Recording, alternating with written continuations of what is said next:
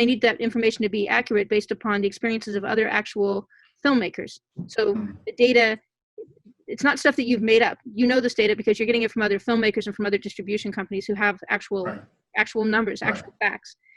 The other thing is that you do the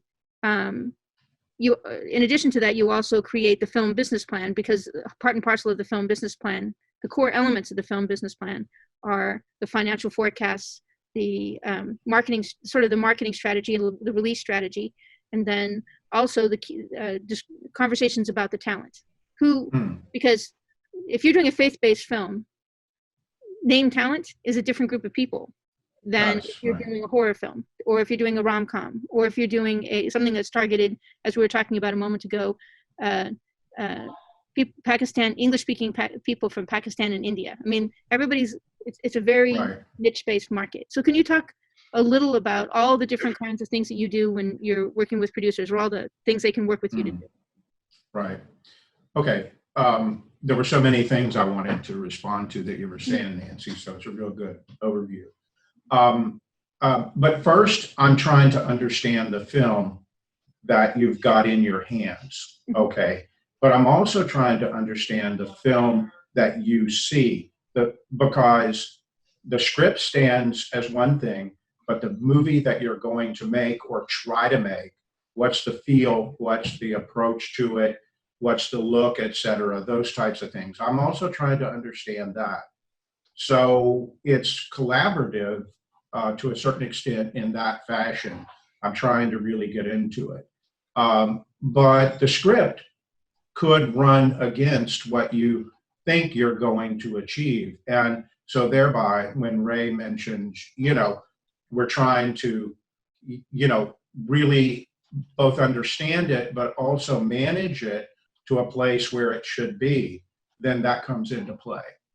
So are you saying if, let's say, if somebody brings you a faith-based film and for some reason it's got elements, they think they're being avant-garde, or they think that they're doing something unique, but for some reason it has it has R-rated elements, or it has elements that talk about hardcore drug abuse, or it sort of dives into a very realistic. So in other words, it's not aiming towards sort of a Hallmark look. It's aiming for a very sort of gritty. Right. That's a really specific.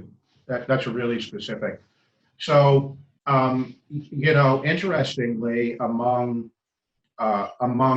faith-based people, particularly the Christian-oriented groups of faith-based people, there are different groups within that. But the smallest group is going to be the one that is susceptible for things that are edgier, things that are more R-rated, so there's different segments.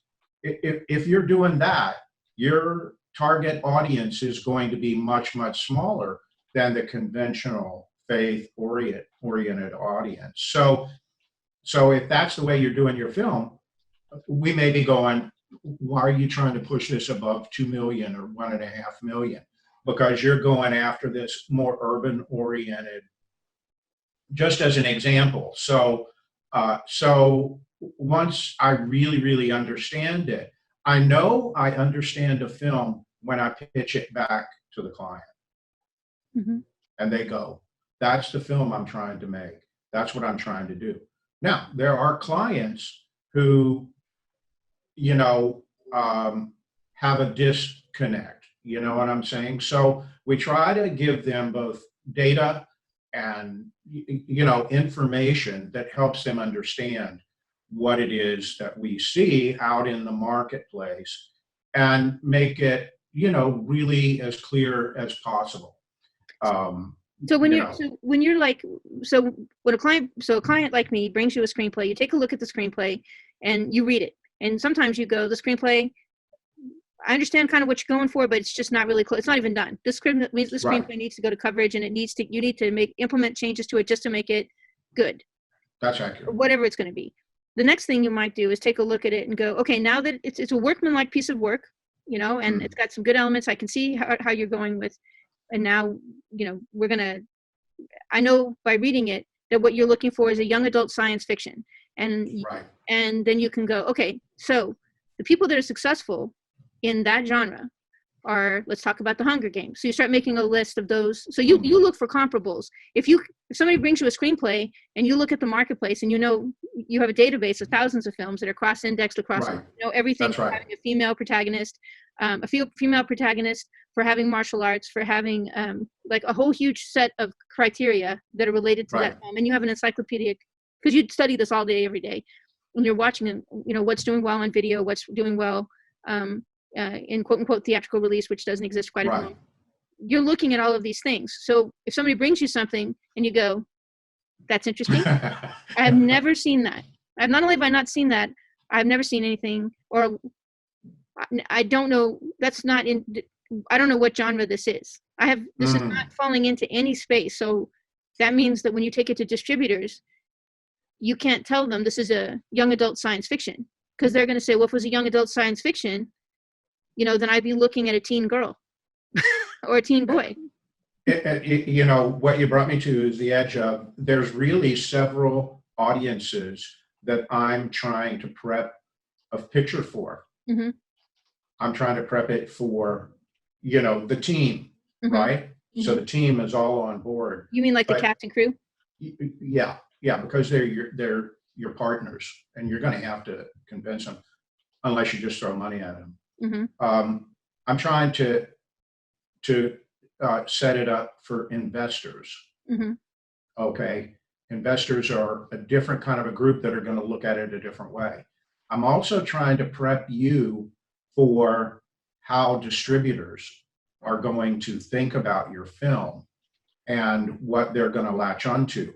And at the end, with distributors, it's much more workaday, as you and I were discussing, at another time. It's much more workaday how they approach the film.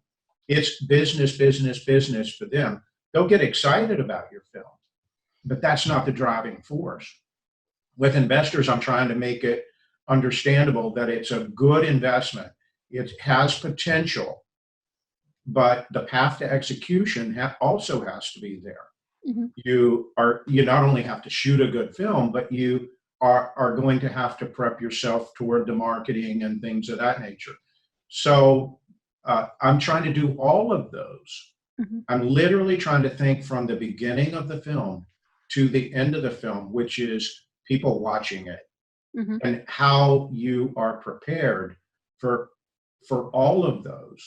So the information and the data I'm putting in there is used by investors, but if you really pay attention to it, it's also for you, the filmmaker, mm-hmm. to prepare yourself for things that you might not have been thinking about, and to position yourself and position your film in the world. Because every one of those audiences I was talking to, mm-hmm. you're positioning your film for them, mm-hmm. in their mind.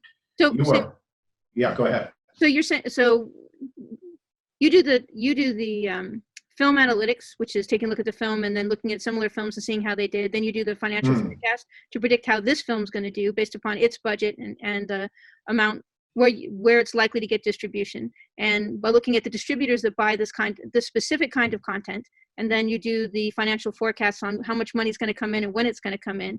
Then you create the business plan that documents all of those things and documents the strategy, the marketing plan. The document that you end up creating is the business plan actually is the blueprint for how the film will be profitable. And so it's because I get a lot of times people go, well, can you show me a sample business plan? And I go, I got business plans. But people don't realize is that business plans come from a good business plan comes from correct development.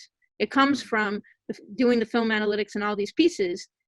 It's not something born out of your head. It's not something carbon copied from somebody else's film. It actually is a business plan. It's the plan for the business. It's what you execute to make the business go. That's it. People come to me and they go, I want a business plan. Well, what do you want? You want a stack of paper? Mm-hmm. Or do you want a plan for your business? It's actually going to make it so that investors put money in and lenders who have to work with you, like the SBA, will put money into your project. Right. Because they have to believe that this film's actually going to make money.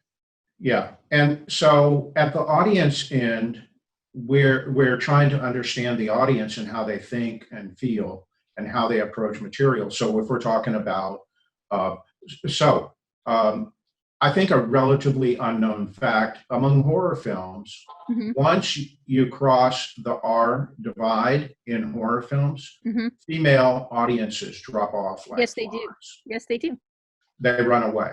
Hmm. And so if someone brings me, which I've had to work on, they bring me a film and it's young people in distress, et cetera, it's primarily going to be targeted to you. And then they have like, you know, R-rated sex scenes and along with these other things or other things that push it toward an R, I go, your female audience is not going to be there Right. for this. And that's what So, Blumhouse does. The people don't get the fact that if you look at a lot of films, they very specifically go to PG-13, but they don't go to R, because PG-13 horror films make so much more money than an R-rated film. Generally, in other words, or at least that's been, what seems to be. yeah, the opposite side of that coin is if you're targeting male audiences and you're too soft, Yes. you can lose our audiences. So you're always working for a balance there. And if you understand it, so I talk to people and I go, do you think this is going to be R the way you're visualizing it? Tell me about that. How does that work? And we've got the script. So we've got elements in the script. How is this going to be played? How is it going to, work on screen? Are you going to run into this problem with ratings and things of that nature? So in 2002, Congress essentially mandated that R-rated films were going to be in trouble if young people were getting into the theater. In that case, DVD, and on digital platforms, it's much less problematic. But so they were able to clip off 75% of the teens that were getting into R-rated films. Wow. So, and theaters had to start hiring guards to manage that inflow. And then they tried to charge the studios for the guards. That Wow. didn't work So well.